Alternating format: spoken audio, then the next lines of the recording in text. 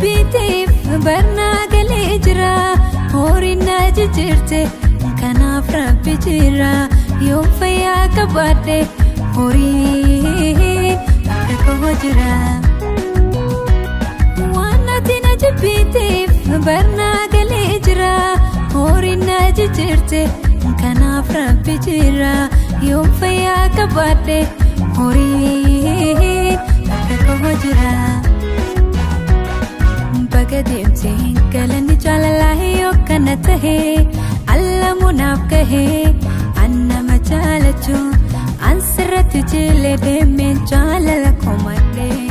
Bagadimti galani jaalalahi yokkana tahe alla munaaf gahe anna majaalachu ansirratti jile deemeen jaalala komadhe Hashama harka fuune kabajamtootaa fi daawwattoota keenya ani Hannaa Muhammadiin jedhama weellistuu maashaappiti akkam jirtan bakka jirtaniin nageessanitti haa ta'u jecha irra hedduun keessan YouTube mataa keetiin maan banannee naan jechaa turtanii sirrii dhaabbanachuun qaba ture innis itti yaadne ture ammaan tanamoo YouTube mataa kiyyaa Hannicho oro kan jiru banadheetiin jira share godhaa subscribe akka gootan abdiin qaba akkana jajjabeessan akkana hojii turtan abdiin qaba YouTube aaree banadheetiin jira irra deebi'ee ammas Hannicho oro jaa subscribe share godhuudhaan naa waliin tura hedduun isin jaalladha uummata koo hedduun isin kabaja waan haaraa qabadheetiin dhufaa jira YouTube mataa kiyyaa kanarratti hin gadhiisa akkana hojii turtan abdiin qaba waliif dabarsaa isinin jaalladha Dufne jaalalaan taphanne akka gosa kootee waan jettiin daganne akka fedhi teenyaa silaa eegadabne biyya kanan taa'u jette kakakatte si taate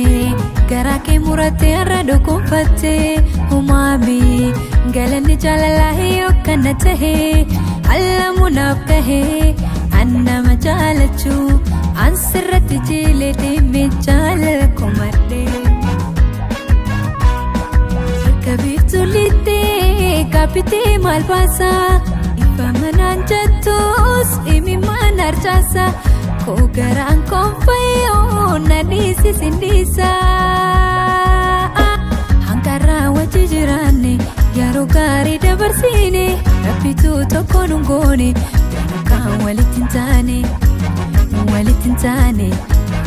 walitin tane